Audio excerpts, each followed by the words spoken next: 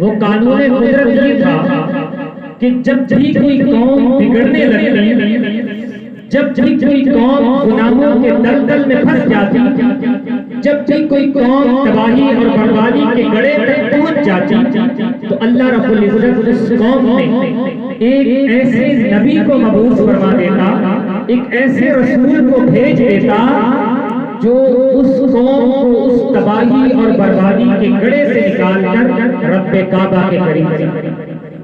یہ اللہ کا نظام ہے، قدرت، قانون قدرت۔ اور کوئی نبی، کسی نبی کو رب کائنات نے ایک خاص لمیٹڈ وقت کے لیے، خاص معین وقت کے لیے نبی بنا کر بھیجا، کسی کو ایک بستی کے لیے نبی بنا کر بھیجا، کسی کو ایک شہر کے لیے نبی بنا کر بھیجا، کسی کو ایک زمانے کے لیے نبی بنا کر بھیجا۔ یہ حل ہے، کسی کو ایک زمانے کے لیے بھیجا۔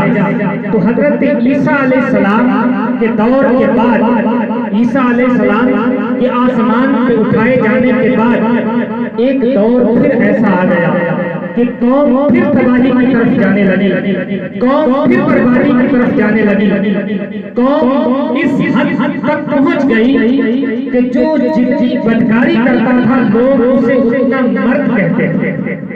جیسے آج اس دور حاضرہ میں یہ حالات ہیں کہ جو بدماش ہوتا ہے اسے لوگ کہتے ہیں یہ تو مرس مارو ہے، یہ تو مرد ہے، اور جو شریف ہوتا ہے اسے کہتے ہیں اسے تو بولنے کا ہی پتہ نہیں۔ تو یہ کیا ہے؟ یہ تباہی کی حد ہے۔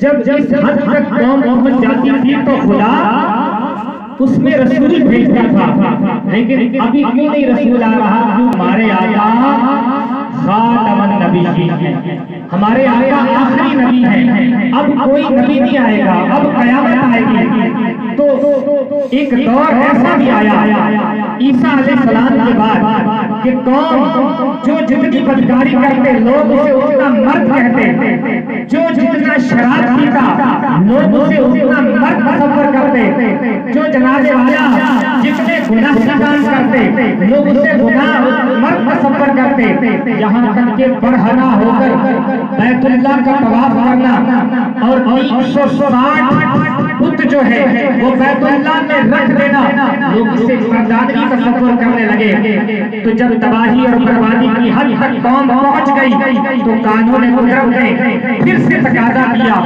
دستور قدرت نے پھر سے تقاضا کیا کہ اب بھی کوئی نبی بھیجا جائے۔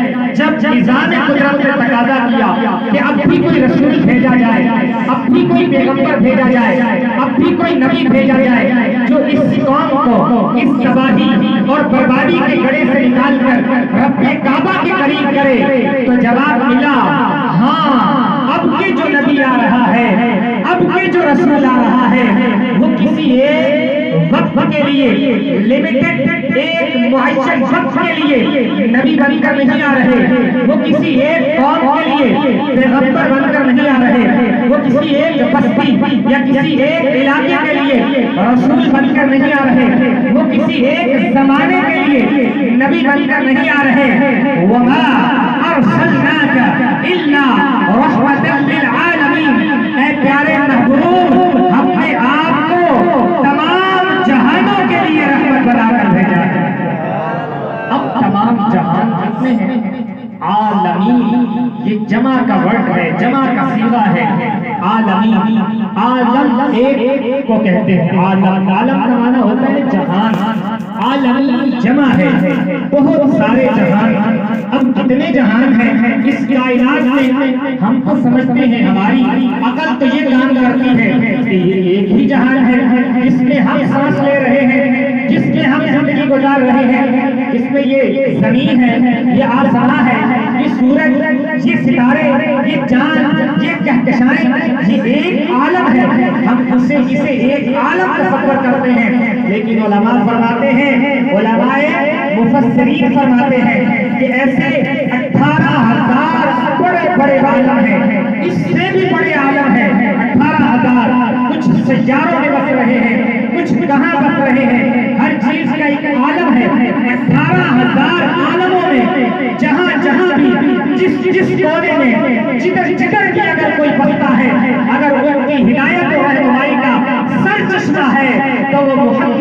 मुस्तफा की जाते गिरा। मेरे और आपके आका है, मेरे और आपके आका की शान कितनी बुलंद वाला है, जो आलमीन के लिए रहमत बनकर तशरीफ लाए, आलमीन के लिए। एक तो होता है सिर्फ आलम, एक है आलमीन, न लिमिटेड वक्त, न मुअय्यन वक्त, न किसी बस्ती के लिए, न किसी इलाके के लिए, न किसी जनाबे वाला, पूरी दुनिया के लिए नहीं, बल्कि फरमाया आलमीन। अब क़यामत तक जितने भी आने वाले आलमीन हैं, तमाम के लिए हमारे और आपके आका सल्लल्लाहु अलैहि वसल्लम रहमत बनकर। सुभान अल्लाह। आज अगर हमारी शक्लें बदलती नहीं तो इस रहमत लिल आलमीन का सदका, हुजूर की रहमत होने का सदका।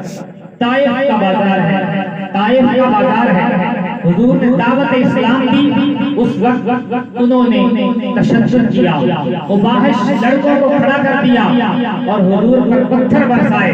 नबी करीम अलैहिस्सलाम के चश्माने मुबारक से लेकर पांव मुबारक तक लहू लुहान और खून मुबारक जो है वो पांव से बहने लगा। हुजूर बैठ गए, एक उबाश लड़के ने उस सिम से पकड़ा, एक ने उस सिम से पकड़ा, हुजूर को खड़ा किया और फिर पत्थर बरसाए। हुजूर इसी तरीके से ताइफ के बाजार से बाहर निकले। जैसे ताइफ से बाहर निकले तो जिब्रील आ गए, एक फरिश्ता भी साथ है।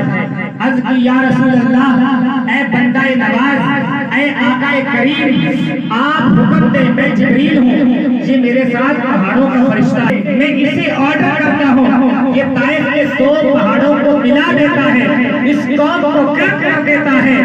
अल्लाह के नबियों ने बद्दुआएं की थी, ईसा अल्लाह के नबियों ने उन्होंने जो दुआ की थी तो कौम से बाहर गए, बस्ती से बाहर गए, कौम गर्क हो गई। या रसूल अल्लाह, आप भी इनके लिए बद्दुआ फरमा दें, आप भी इनके लिए हलाकत की दुआ कर दें। मेरे आका अलैहिस्सलाम ने फरमाया, नहीं जिब्रील, मैं तो इनके लिए रहमत बन के आया, मैं इनके लिए रहमत बन के आया हूँ, बद्दुआ नहीं, दुआ देनी है। अल्लाह रब्बुल इज्जत इन्हें हिदायत अता फरमाएगा।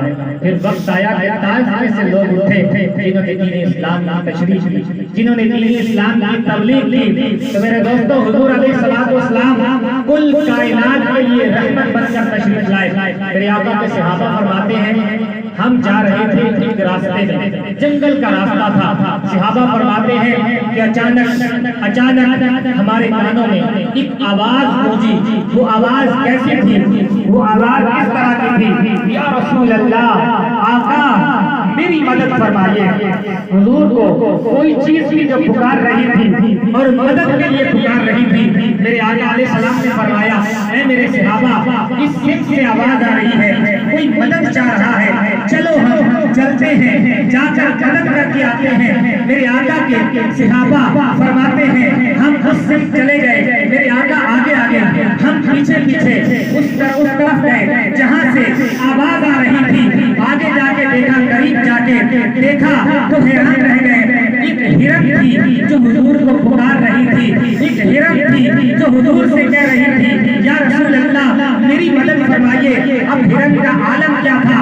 हिरन किस हाल में थी? जाल में फंसी हुई थी, शिकारी पास सो रहा था। हिरन कहते हैं, या रसूल अल्लाह, आका मुझे इस शिकारी से मोहलत लेकर दे दें, ये पहाड़ है, इसके उस सिम मेरे दो छोटे छोटे बच्चे हैं, मैं बस उनको दूध पिला के वापस आ जाती हूँ, इतनी सी मोहलत चाहिए। मेरे आका ने उस शिकारी से फरमाया, ऐ शिकारी, इस हिरन को मोहलत दे दो, इसका दामन मैं मोहम्मद मुस्तफा बन जाता हूँ, इसका दामन मैं बन जाता हूँ। मेरे आका अलैहिस्सलाम के कहने पर उसने इजाजत दे दी। अब वो हिरन छूट गई। जैसे हिरन छूटी गई, थोड़ी देर गुजरी, फिर अपने बच्चों को साथ लेके आका अलैहिस्सलाम की बारगाह में हाजिर हो जाती है, हुजूर की बारगाह में खड़ी हो जाती है। मेरे आका फरमाते हैं, हिरन इतना जल्दी आ गई हो और अपने बच्चों को भी साथ ले आई हो? हिरन कहने लगी, या रसूल अल्लाह, आका मैं बद्दुहा के चेहरे वाले, मैं बड़े नैन की जुल्फों वाले, मैं बड़े फजर की प्यारी पेशानी वाले, मैं ताहा की जमी वाले, मैं अलग नशरा के प्यारे सीने वाले, मैं यतीला के मुबारक गोरे गोरे हाथों वाले, मैं सोने महबूब, मैं मोहम्मद मुस्तफा, मैं अल्लाह की आखिरी नबी, मैंने بچوں سے جا کر کہا اے میرے بچوں جلدی جلدی میرا دودھ نوش کر لو، محمد مصطفیٰ میرا انتظار فرما رہے ہیں۔ بچوں نے کہا جب آپ کا نام سنا کہنے لگے اے ہماری ماں ہم دودھ نہیں پیئیں گے، تو محمد مصطفیٰ کو انتظار میں کھڑا کر کے آئی ہے، ہم یہ نہیں چاہتے وہ دہا کے چہرے والے کونین کے والی ہمارا انتظار کرے، چلو ہم بھی چلتے ہیں حضور کا چہرہ دیکھتے ہیں، ہم بھی تو دیدار کے طالب ہیں۔ یا رسول اللہ یہ بچے بھی آ گئے میرے ساتھ آپ کا دیدار کرنے کے لیے۔ میرے آقا نے فرمایا اے شکاری یہ کتنی عمدہ ہرن ہے، یہ کتنی اعلیٰ ہرن ہے۔ میرے آقا نے فرمایا اے شکاری اس کا کتنا فدیہ لینا چاہتا ہے؟ اس نے فدیہ کہہ دیا، میرے آقا نے فدیہ ادا کر دیا، فرمایا اس ہرن کو آزاد کر دو۔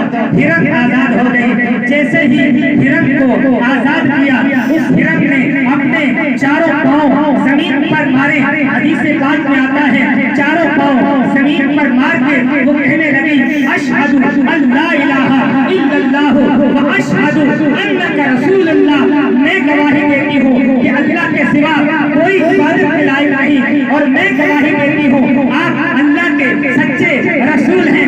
گویا ہرن پاؤں چاروں زمین پر مار کے رقص کر رہی تھی، اور رقص اس انداز میں کر رہی تھی جس انداز میں اعلیٰ حضرت امام اہل سنت نے وجدانی کیفیت میں آ کر کہا یا رسول اللہ آقا یہ ناز یہ انداز ہمارے نہیں ہوتے، جھولی میں اگر ٹکڑے تمہارے نہیں ہوتے، ملتی نہ اگر بھیڑ